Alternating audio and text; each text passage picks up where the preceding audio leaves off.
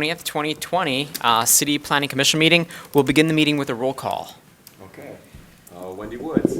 Here. Erica Briggs. Here. Sarah Mills. Here. Alex Milstein. Here. Shannon Gibbs-Randall. Here. Zach Ackerman. Here. Lisa Sauvé. Here. Ellie Abrams. Here. And Sarah Hammerschmidt. Here. Great, thank you. Do we have any introductions this evening? I'll be filling in for Brett Leonard tonight. I'm Chris Chang in the Planning Department. Great. Welcome. Approval agenda. Do you have a commissioner that will move the agenda? Moved by Commissioner Mills, seconded by Commissioner Gibb-Randall. Any discussion on the agenda? All those in favor, please say aye. Aye. Opposed? They're approved. Minutes of previous meeting before us this evening, we have the February 4th, 2020 meeting minutes. Do you have a commissioner that will move them? Moved by Commissioner Briggs, seconded by Commissioner Sauvé. Any discussion or changes? All those in favor, please say aye. Aye. Opposed? It is approved. Moving on to reports from Planning Commission officers and committees, written communications, and petitions. We'll begin with our City Council representative, Commissioner Ackerman. Thank you, Mr. Chair. It's been a long week.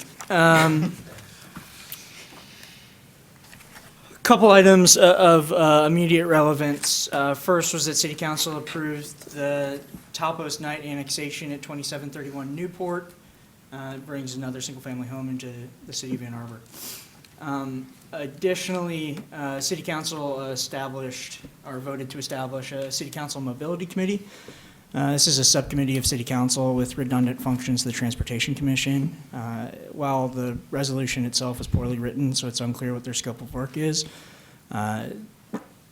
one could assume that it'll supplant power from Transportation Commission or citizen volunteers and put it in the hands of select City Council members. Additionally, the City Council majority voted 7-4 to terminate employment of the City Administrator. The City Administrator oversees a professional staff of 750 full-time employees here at the City of Ann Arbor. It's 40 departments of over $400 million budget. We are a complex, large, important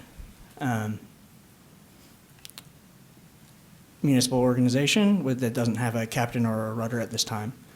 It was politically motivated simply because the City Administrator was following the rules, doing his job, following the policy direction of city councils. It's an upsetting event. I think to put it in the best context, we have a form of governance here in the city of Ann Arbor that's founded on the civil service system, which arose in the late 1800s and early 1900s to fight against nepotism, to fight against every election replacing professional civil servants with political allies who would be more favorable to those in power. Mr. Lazarus didn't deserve to be fired. He was an upstanding professional. But in more than just one action, it represents a 15-month trend of certain colleagues who have been unable to pass legislation through resolution and ordinance and have instead decided to take it upon themselves to replace the city administration itself. It's with a heavy heart I share that news. I think it's a big blow to transparent and fair government in Ann Arbor, but it's where we are. Thank you for that report. Planning Manager? Nothing to report. All right. Planning Commission officers and committees? Commissioner Woods? Yes, I just wanted to report from the Transportation Committee, which met last night. And part of our discussion was in regards to the Mobility Committee, which Councilmember Ackerman just referred to. Our question is, and I believe that we'll be seeking information about the redundancy of what we do and that of this newly created committee of the subcommittee of the council. And secondly, many on the Transportation Commission were actually quite shocked and concerned that the credentials were questioned of those of us who are on the committee and minimized, and we thought that that was very inappropriate particularly because we are all volunteers here. We are not getting paid. It takes a lot of time and energy to read our packets, not only on that commission, but on boards and commissions such as this one. And we are concerned that sometimes comments coming from the city council table will indeed begin to make citizens of our community feel that their efforts and their input is not welcomed, nor is it seen in the light of where it's coming from. So certainly, I just wanted to express that concern as well. Thank you. Thank you. Any other reports from commission officers and committees? All right, written communications and petitions. We do have some correspondences that we received that are part of our packet. Now is the time for audience participation. If there are members of the audience who wish to address the Planning Commission in regards to an item that is not on our agenda for this evening, this is your opportunity to address the Planning Commission. You'll have up to 3 minutes to address the Planning Commission. Please come up to the podium, state your name and address for the record, and you'll have up to 3 minutes to address the Planning Commission regarding an item that is not on the agenda this evening. Seeing no one, we will move on to public hearing scheduled for our next business meeting. Mr. Chang. Okay, we have 950 Green Street. That's a revised landscape plan, tree mitigation plan, site plan for planning commission approval. That's 2 landmark trees were damaged during construction and are proposed to be replaced by planting an additional 10 trees on site, 16 trees in the right-of-way, which is the lawn extension, and making a tree front fund contribution of $9,600 for the 48 inches of trees not planted. The site plan was originally approved in 2019 for this 1.63 acre parcel zoned business service, which is C2B. We also have 200-202 Huron View Boulevard addition to barn site plan for city council approval. This is a proposed 3-story, 496 square foot addition to the east side of the barn to be used for office use on this 0.6 acre parcel that's zoned office.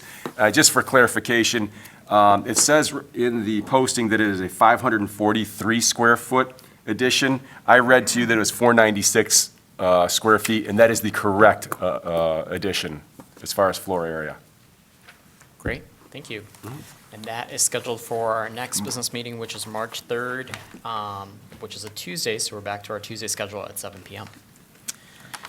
Moving on to regular business, the first item before us is 3874 Research Park Drive site plan for city council approval. Our procedure for this evening is the petitioner will have up to 10 minutes to address the planning commission.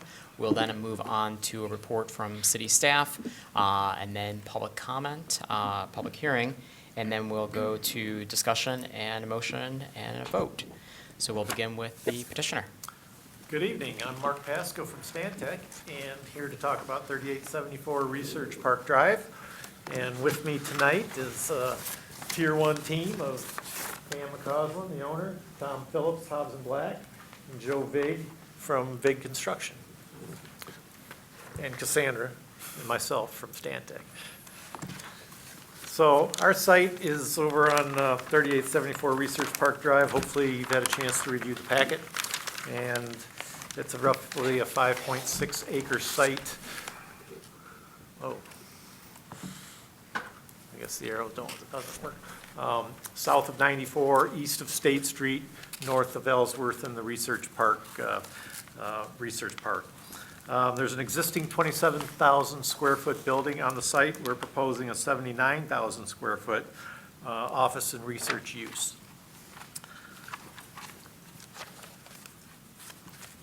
So from the zoning map, you can see the location, and we're properly zoned, and the location, once again, is south of 94. I think you're familiar with that area. So our concept plan shown, blown up here. Some of the highlights, once again, the 79,000 square foot building. We've got a shared drive, existing drive that we're using. We're adding an emergency access drive on the north side of the site for the fire marshal and safety. We've got underground detention, enhanced bioretention on the site, and I think those are some of the highlights. We meet all the standard zoning codes. We've worked with staff to resolve all the outstanding issues that need to be addressed at this time.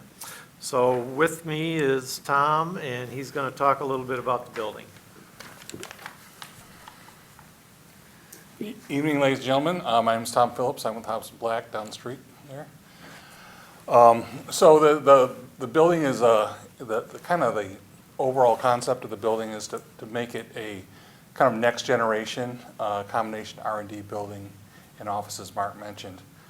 And so given that, this site has some kind of interesting challenges architecturally in that it has, one of our goals was to have provide numerous locations where people could create, multiple tenants could have entries and loading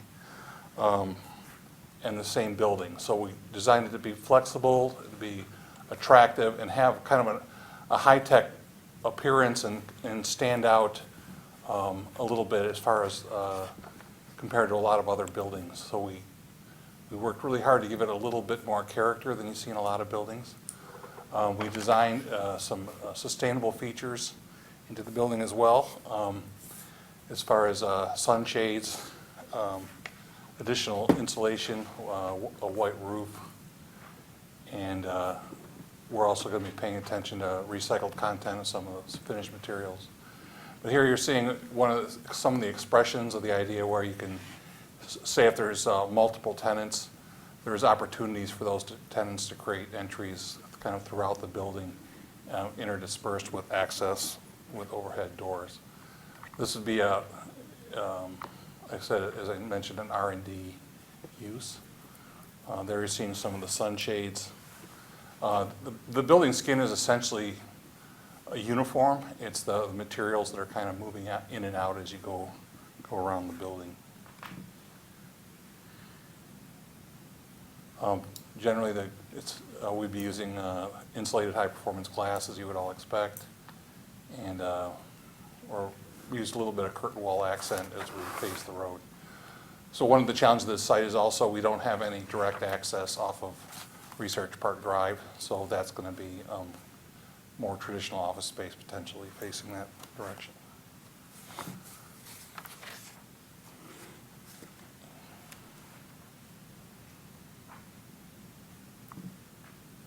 I'll turn it back over to Mark. Thank you. Yeah, we just copied the site data off the plan sheets to show where we meet code, and it's also reinforced in the staff report. So I don't know if there's any questions, but that's our presentation. Great. Happy to answer any questions. Thank you. We'll now move on to our staff report. Mr. Chang. Yeah, just a couple items that I would also like to add. They are adding or proposing 220 parking vehicles, parking spaces on site. 24 of those are being deferred. They do beat the minimum amount of parking required. They are removing one 18-inch honey locust that will be mitigated. That tree, it was part of the original landscape plan, so it's not a high-quality tree, but they have planted mitigation trees throughout the site. And they also are proposing a new 5-foot wide public sidewalk that will be fronting the site on Research Park Drive. And I'm available for any questions you may have. Thank you. At this time, I'd like to open up the public hearing on this item. If there's anyone in the audience who wishes to address the Planning Commission, you may step up to the podium, state your name and address for the record, and you'll have up to 3 minutes to address the Planning Commission. Seeing no one, I will close the public hearing and I will read the motion. The Ann Arbor City Planning Commission hereby recommends that the mayor and city council approve the 3874 Research Park Site Plan and Development Agreement. Moved by Commissioner Sauvé, seconded by Commissioner Mills. We are in discussion. Commissioner Woods. Well, I'll just start us off. Can you tell us a little bit about the interior of the building, what your building plan would look like? Sure. I'm Cam McCausland, the principal partner in the project. So we're building this on a spec basis, so there's no interior. We typically, what we will do is leave the floor out of these buildings, so they're really flexible, because we typically have some combination of office and lab, or some lab or a warehouse space that might occur with these. So we really don't know who we're going to necessarily have in the building as yet. So is there actually access between the inside of the building and the offices, or do you have to go outside to reach another? No, they'll be their own entry into their own suite. The building was really designed where we could have multiple tenants, or it's possible it could be a single-tenant building. We're just not really sure what we're going to occur with potential tenancy of the building. Okay. And can you just talk to us a little bit about recycling and sustainability kinds of things which you're doing with the building? That would be outside of my spectrum. Okay. That would be, So, yes, in terms of recycling, we will have the capacity for tenants to do recycling on site. So that really is an easy thing to do. It's a really handled in the screened area for the dumpster and so on. Have enough space for that. The building itself is going to have upgraded like roof insulation. Again, we're talking about a building shell. So the areas that we're going to actually design now to be constructed will be sustainable in nature. So we're talking about masonry, metal panels with a high recycled content, a white roof that'll help with heat island effect, LED light fixtures to the extent that we have light fixtures. And then those fixtures will also be sensitive to ambient light in terms of being directed down on the site. So we're really, it's not going to be a lead project, but we're using a lot of the lead concepts in the design of the building. Any plans for electric vehicles, charging, things like that? That typically would come later with the tenant, but we will have the capacity on site to add electrical vehicle charging stations. Okay, thank you. You probably have heard that Ann Arbor is seeking to reduce our footprint. Oh, absolutely. And I think we probably have questions when, brand-new buildings are coming into being as to how you will fit into those goals. Yeah, I would say this is going to be probably one of the most energy efficient buildings of this type in Ann Arbor, of industrial buildings, because a lot of the buildings like in some of the older areas are decades old, and this is all new technology. The mechanical systems are going to be high efficiency. As I said, the LED lighting, which is cooler and uses much less power, as I'm sure you know. All those features are going to be in this building and are really going to make it stand out in the market, we think. Okay, thank you. Thank you. Commissioner Mills. One thing to note with this, just to add to that, is that we are knocking down a 50-year-old, very antiquated building that's quite inefficient in its capacity as it sits today, and has really been, there is some environmental issues, small, but there's no stormwater retention over there and stuff. So that's something that we're also doing, with this plan, is new underground retention. So it's going to be a major upgrade to the existing condition over there. Thank you. Commissioner Mills. Thanks. I think generally this building, the plan definitely fits clearly within our code. I appreciate the deferring of parking until you come to a point where you think you need it. The comment that was just made, or the question about EV charging, and you said that there would be capacity on site. What do you mean by that? Are you, is it you're sizing the electrical hookup for this, or you're running conduit already? Can you tell us a little bit more, just so that we understand what you mean when you say you're ready? Sure. We actually haven't gotten that far in the design process to specifically look at locations for charging station stuff. But typically, we would have capacity in our service for the building that's available for that. And then normally we would have some conduit locations as well. But I didn't point that out because we haven't gotten that far yet. But. Got it. I think that's one of the things that I would I understand that you haven't gotten that far yet. Us understanding how many kind of spots you're anticipating and how that kind of compares to your overall load. Right now, we're contemplating an EV ordinance that would actually require something. And so understanding how you all are thinking about it would be really valuable. But if you haven't gotten that far, I understand. Yeah, and we can engage back with you folks as we figure all that out, for sure. Got it. Are you thinking this point, you've got 200 and some parking spaces, how many chargers? Two would be pretty common, with maybe capacity for some additional ones if we needed them. Got it. Okay, thank you. Thank you. The other question about sustainability is that I can't help but notice that you have a very large roof. That, why no solar? Again, it's not something that it was part of the program at this stage. But again, we could see a future tenant be interested in something like that.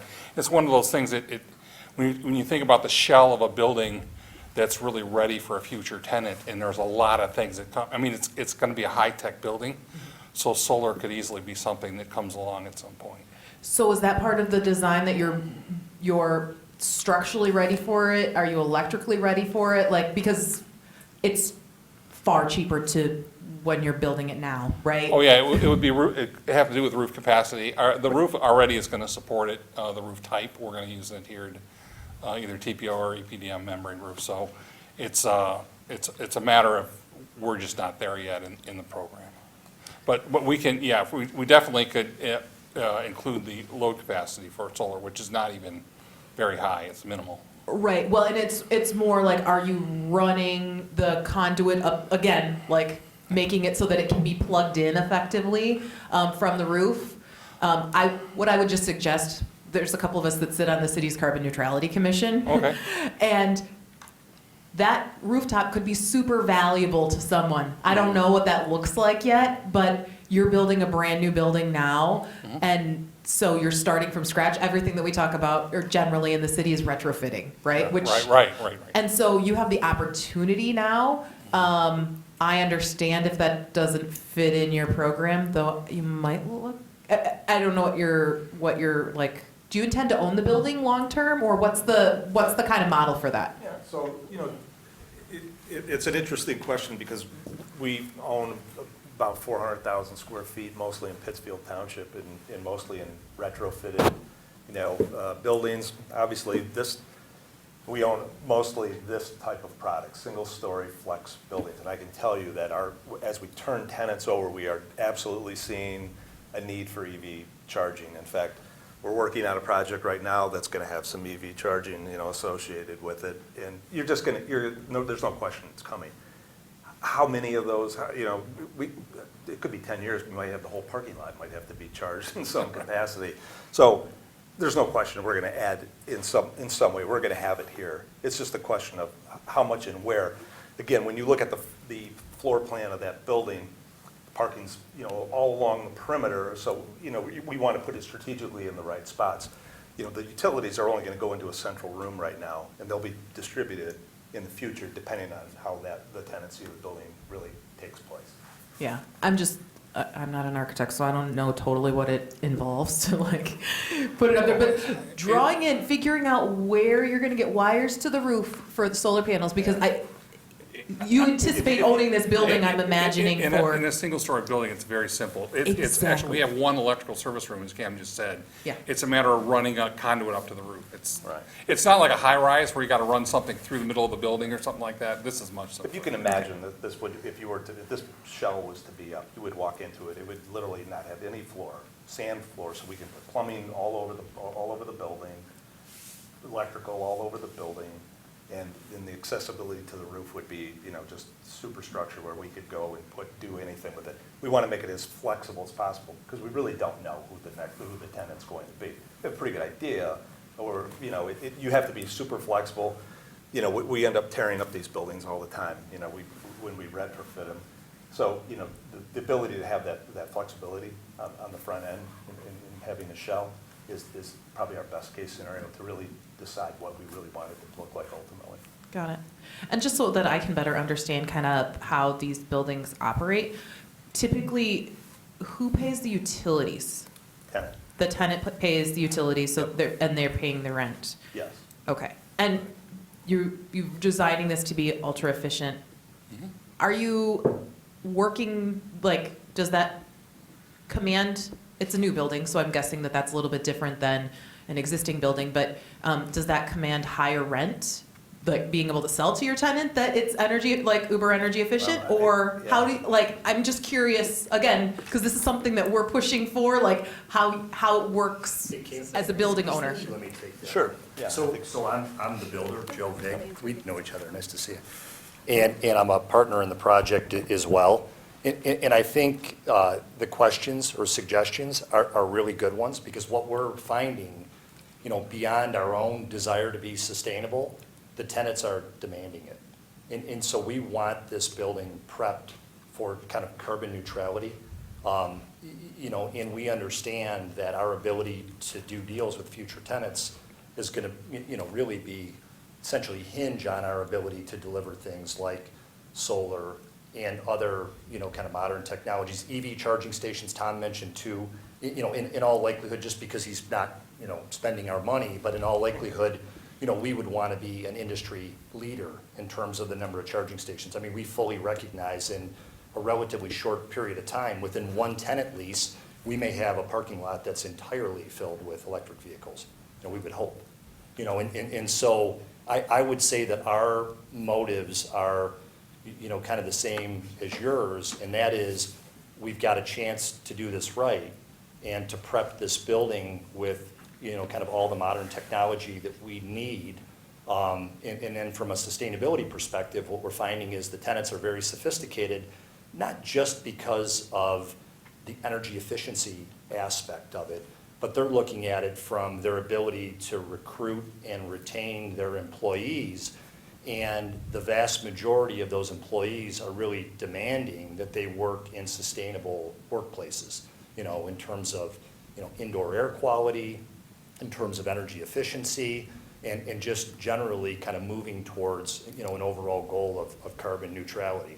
So we're trying to be very mindful of that and to differentiate with the building of this building, to differentiate it from a lot of obsolete buildings in the market. Very good. Thank you. Thank you. Yeah, this is one where we certainly don't require solar panels, right? I would love to see it, but I think you have lots of opportunity for the future in thinking about solar carports, right? Like, these are the things that we've been talking a bit about here, and while you're doing it now, it's way cheaper. I don't know if you've seen the numbers for EV charging. Like, it's way cheaper to lay the conduit Oh, yeah, no. while you got that all ripped up than to come back and try to figure out where you're going to put. I think it's a really good dialogue to have with any petitioner, just so they're mindful of these strategies, so that you don't, to Cam's point, you don't have to go in and start retrofitting buildings when they're 5 years old. Right. Yeah, thanks. Commissioner Briggs. A couple more questions. Appreciate the efforts that are already being made for the sustainability of the building and the design efforts as well. One question just to educate me a little bit in terms of, it said in the report that you considered a green roof, but ultimately decided not to proceed that way. Kind of what goes into those considerations beyond? Typically, from a kind of an engineering standpoint, green roofs there's a whole scale with LEED and the ideas that come with LEED. And there's almost a hierarchy of, some of them are great ideas. Green roofs are kind of at the bottom because they're heavy, they require a lot of maintenance. They often struggle to stay alive. So there's just a common, and they've gotten better over the years. They were way worse 10 years ago. The sophistication level is much higher than it used to be. But the benefit you get from a green roof is not, for your money, is not as high as some of the other sustainable concepts that you could invest in. And some of those are like more efficient mechanical systems, insulation. But let me just add to that, though, because I'm a contractor, Yeah. and we do a lot of sustainable buildings. We've done, a lot of living roofs, and we wouldn't necessarily even be opposed to that as a strategy. But the challenge for Cam and I, above and beyond that practical ROI challenge, the bigger issue is the vast majority of our tenants are research tenants. Some are biotech, some are software engineering, and particularly with a lot of the technology tenants. With living roofs, there's a little bit of a concern with moisture infiltration into the building. And so, probably, one of the single, Cam deals more with the property management end of the building, but one of the single biggest tenant concerns that we hear is, what kind of building envelope, particularly roof system and so forth, are you giving us in avoidance of any potential infiltration issues into the building? So, and Tom brings up a good point in terms of that ROI analysis, but really, if you look at it from the owner's point of view, I don't even know that we'd be opposed to that investment, but a lot of our tenants are. And not because they're adverse to green roofs, but it's more of a concern of moisture infiltration. Got it. Thanks for that. And then one piece, I'm sure you're obviously meeting our code. The piece I didn't see built in around the space, given the types of tenants that you may have, is any sort of outdoor space for the tenants to go to? Want to take that? So our original plan had a little bit more of an expanded scope beyond this building. We would envision at some point, maybe with the adjacent landowner that exists today, of having a central spot that tenants could aggregate and stay on site and not necessarily have to drive off site, creating traffic issues and the like. So it's something we would aspire to, but we're going to need to incorporate that in probably in potentially a future phase and or in conjunction with the adjacent property owner that has the vacant land We'd around love to it. see, some food trucks out there Yeah. and have a pedestrian area out there and so forth. Even just a nice place to go out. If you're staring at your computer screen all day, it's nice to just have some place you can go and question. sit outside for 5 or 10 minutes that's not a parking lot. And for everybody who knows the site down there, I've been doing things with all of us for 30 years, and it's been the most forlorn park, and it's never gone anywhere. And obviously, there's been articles written about it, and there's only so many opportunities in the city to be able to do this type of product. And so we think we're improving the situation substantially, with what we're contemplating. We'd love to be able to fill in all those pieces in the near future, but you've got to take one step at a time. But you bring up a good point, and Cam and I kind of cut our teeth way back when with the Avis Farms developments. And at the time that was being built, there were strategies that weren't even required by code in terms of stormwater retention and pretreatment and some of the bike paths and the outdoor areas and so forth. And what happened was, although there was no obligation to build those things, they ultimately turned into really important tenant amenities that sold the park. They were kind of a differentiator compared to all the rest of the industrial parks in that corridor. So we fully recognize that if there's just a sea of asphalt, that's going to be extremely unappealing to ultimately the employees that are going to be in the building. For sure. So we need to kind of, prep for amenities on site. Thanks. Commissioner Hammerschmidt. I want to keep going on that point, because that was a lot of what I wrote down. So as you obviously just said, tenants aren't just demanding sustainable buildings, but they're demanding healthy buildings. And you guys mentioned indoor air quality. There's also buildings or workplaces that support physical activity or community spaces. I was going to ask the same question about an outdoor space, so I'm really glad that you're thinking about it. And we're engaging the other landowners That's awesome. within the park, more or less saying to them, this park's kind of broken. Yeah. One of the things we need to do is to overhaul and add some of these amenities. And that was one of the things that struck me as an opportunity. You could create a walking trail around all Absolutely. 3 of those buildings. I would recommend in the interim, because I'm sure it'll take a lot of time to coordinate, if you could even just put a couple benches outside somewhere. I think it is really important to have some sort of outdoor space. Having worked in office buildings that get really cold, it's always nice to be able to get outside and sit for a few minutes to warm up. So even just benches, I think would be good. We do feel that this building is the catalyst for that entire park to Yeah. go. Because if it's ever going to go, it's right now, Yeah. right? Yeah, and I think it will be. I love that you've pulled it up to the street, expanding and redoing that sidewalk. I'm seeing that sidewalk and then the gravel, access drive just naturally sort of seems to me I the can tell start you, of we'd love to something. see the road improved in front of the building. Well, all of us would love to see our roads improved. Request.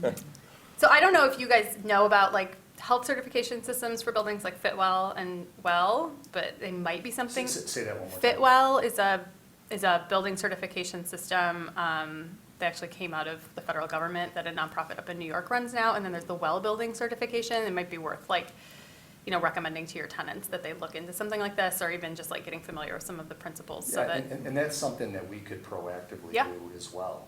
Tom brought up the point about kind of using even the LEED certification standards as design parameters for the buildings. Yeah, Fitwell, I think, would be something good. But Fitwell's pretty good with like office spaces, so it might be, and it's pretty simple to look at. FITWEL. Okay. It's run by the Center for Active Design in New York.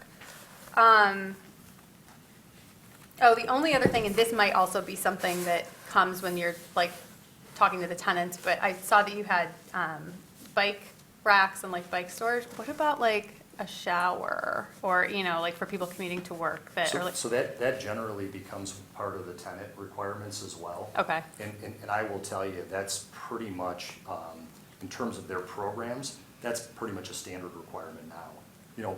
A shower, maybe even a locker Yeah. facility. What we're finding, if you look at a cross-section of our tenants right now, that number that work out at lunch or that bike to work every day when the weather is acceptable and so forth, it's growing and Yeah. growing. So these are kind of suggestions that we have, working with various architects to kind of build out a program that's attractive to their potential employees. yeah. I mean, yes, there's definitely evidence that like It's rents the- It's the increase. single biggest challenge every one of these tenants has right now, is recruiting and retaining employees, and these strategies are critical. Yeah, yeah, they're differentiators, like you said. Yeah. Okay, cool, thanks. Commissioner Gibrandal.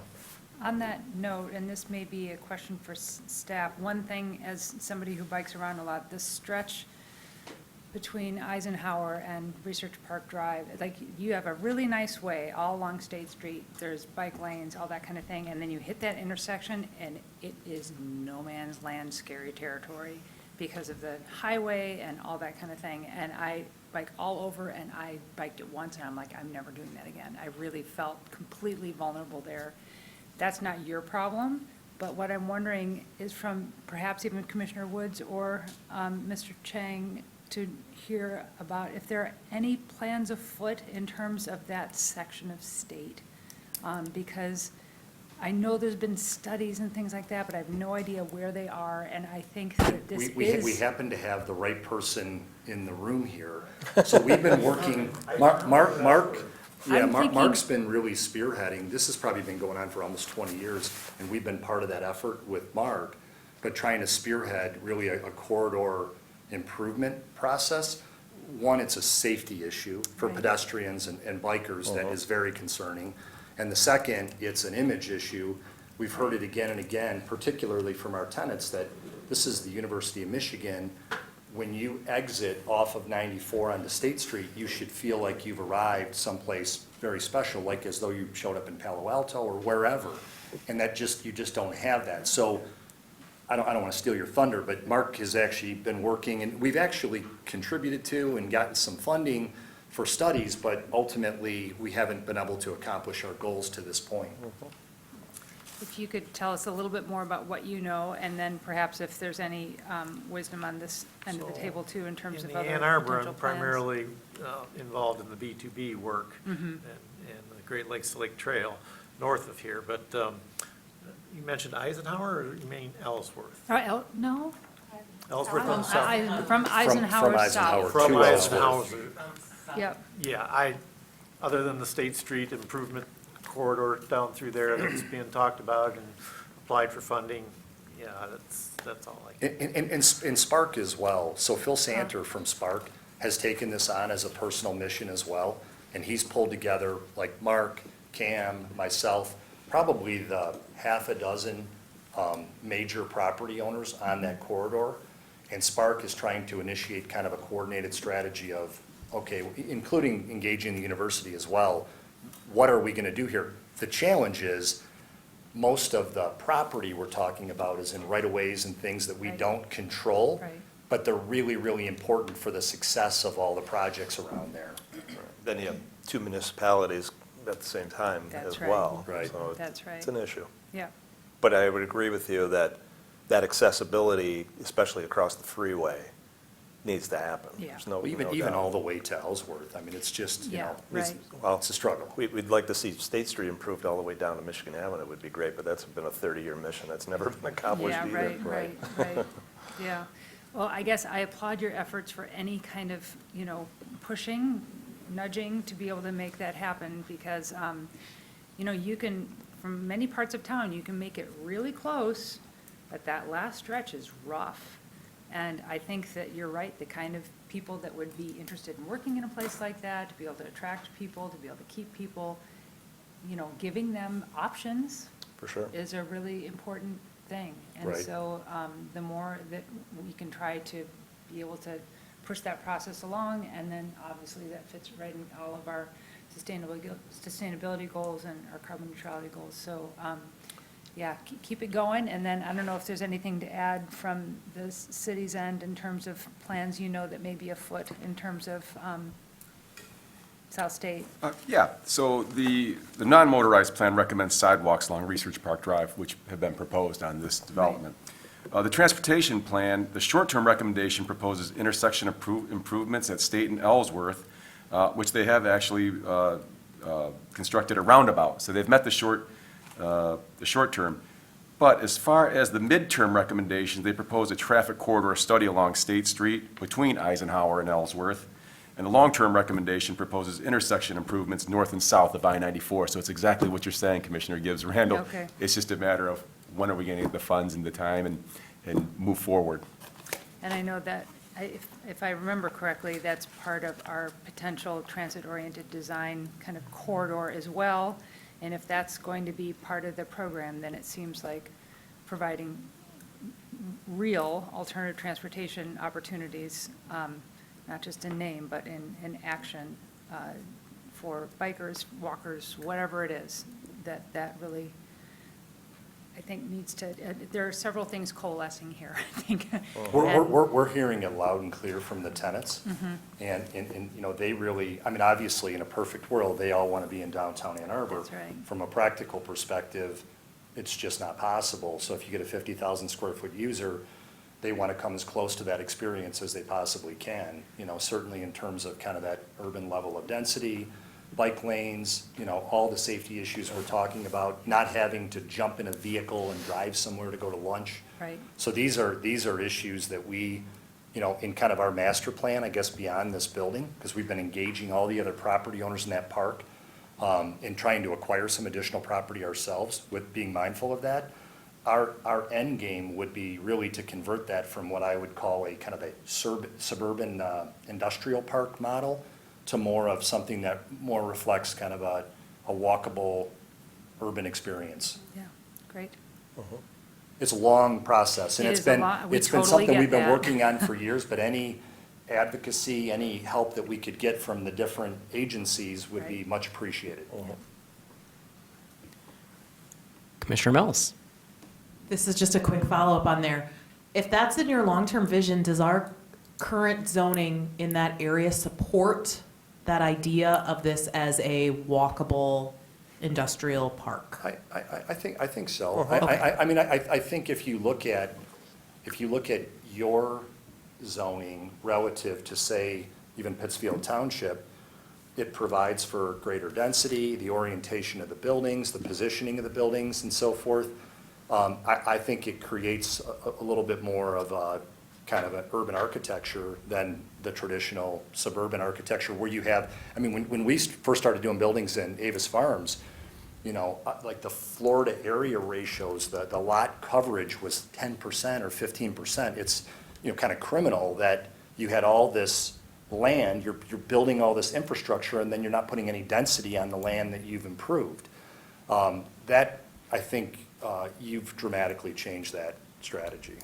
Okay, good. I just For want to the make sure better. if there's something where our code isn't giving us, there could be market forces, you know, and some of this just takes time. That's the reason that we're not seeing that. But I think that that's something that goes towards what a lot of our master plans are calling for. Sometimes it's just helpful to make sure that the zoning is supporting what the master plan calls for and like the vision of folks in Right. that neighborhood, you know, Well, using neighborhoods. And I mean, just kind of globally looking at how do you achieve some of these things too.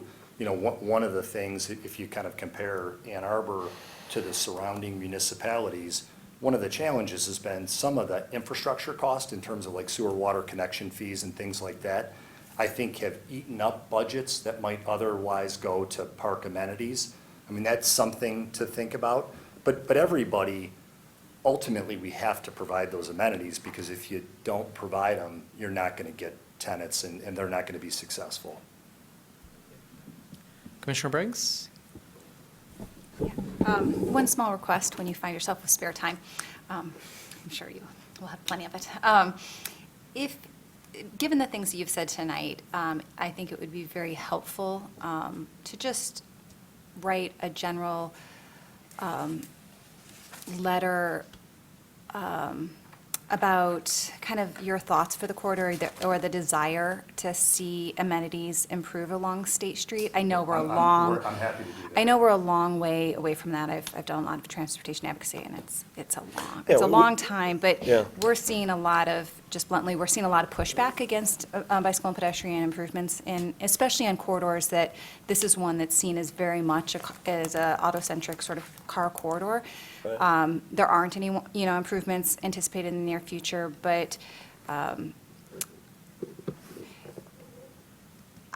it would just be helpful for, I think, our city council to recognize. Should we address that to Chris? Would No, that be I ideal? would love if you just wrote it to city council Yeah. at large, and maybe copied the planning department as well.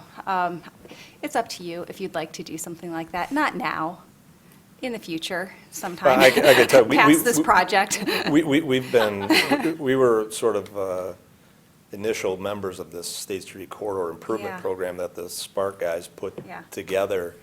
And it's a big issue. We have a huge investment up and down State Street. Now we're coming into Ann Arbor, from mostly Pittsfield. And that's just because of the dynamic of the product type in Pittsfield, just because, as far as, the available land opportunities. Yeah. But it's State Street, from, either north or south is an incredibly important intersection and corridor for us. Yeah. Huge investment. We would welcome the opportunity to Yeah. submit that. Yeah. But you don't want us to address it I specifically thi- with planning. Maybe not until after. Just, Yeah. it's not a big rush. It's not a big rush, just a thought that, I think that some of these ideas currently are perceived as just coming from, coming from an advocacy community of bicyclists, and it would be nice, I think, for some folks to hear that it's of interest to the business community. So, no rush, just a thought. Thank you. Commissioner Sauvé? So the,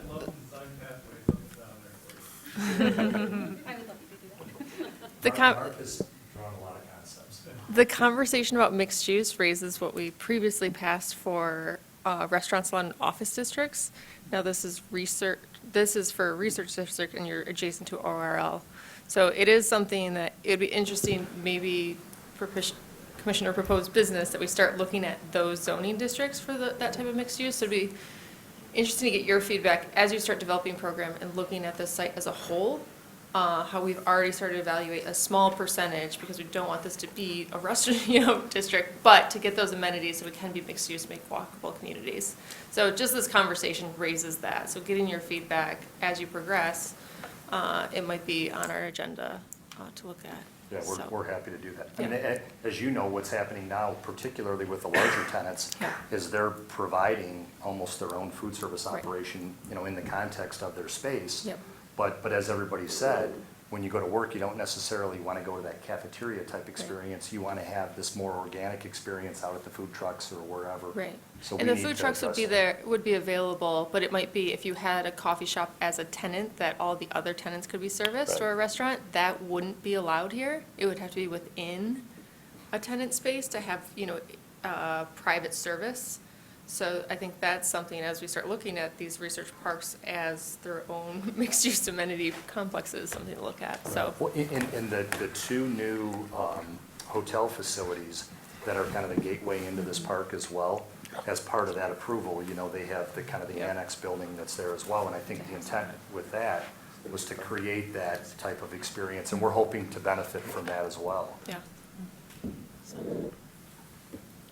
Commissioner Woods? So while we're giving you homework assignments. No, just kidding.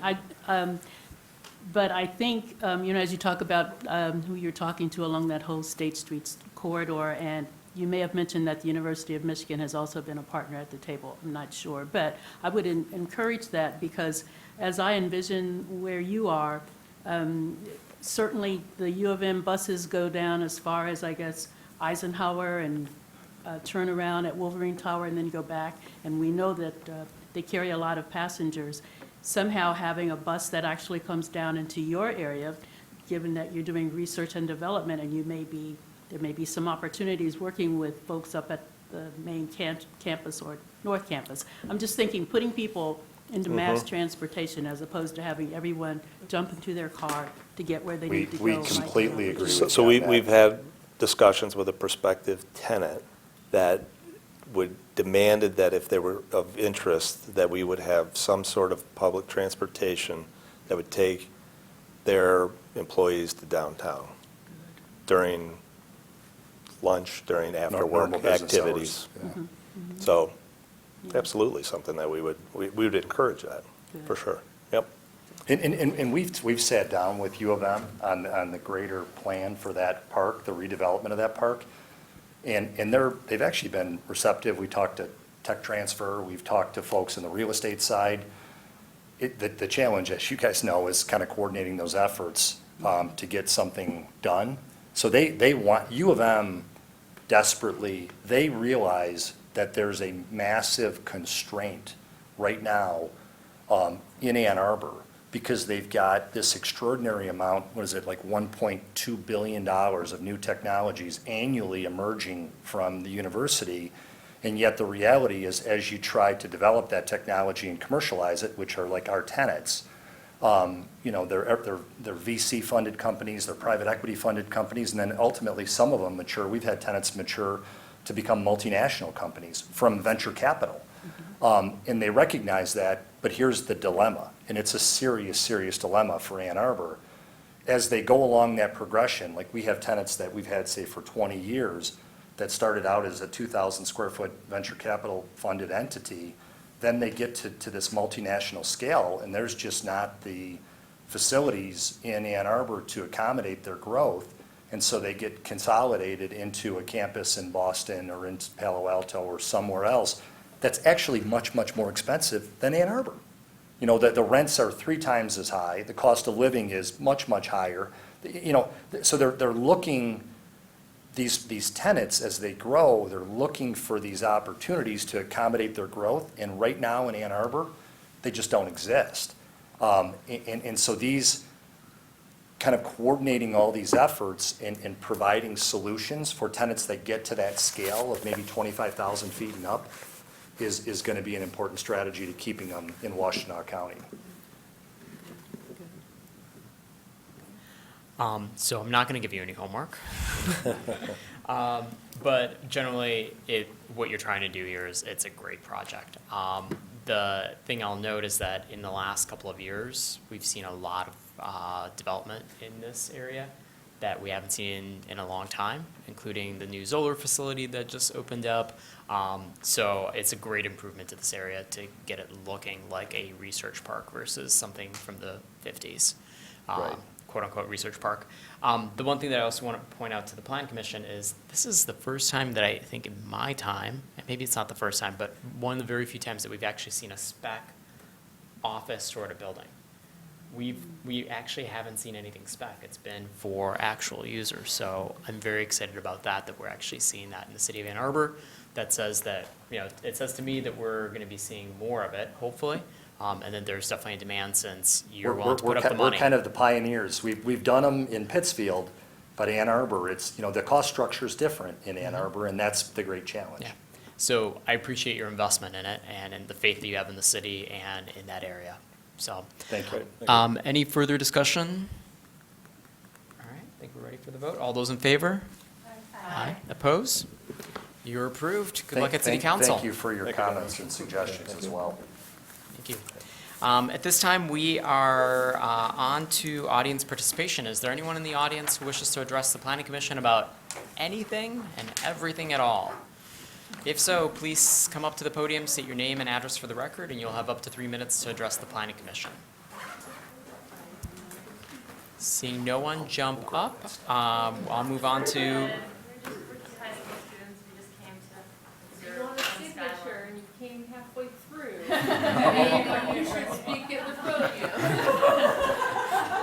I will not torment you.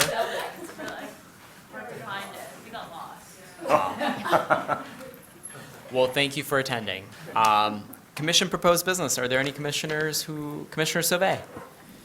I think it'd be worth looking at expanding the small percentage of restaurant into the research park and the office expansion area. If we're looking towards not getting 200 cars to take a trip at lunch, this might be more zoning that it should be applied towards. Yeah.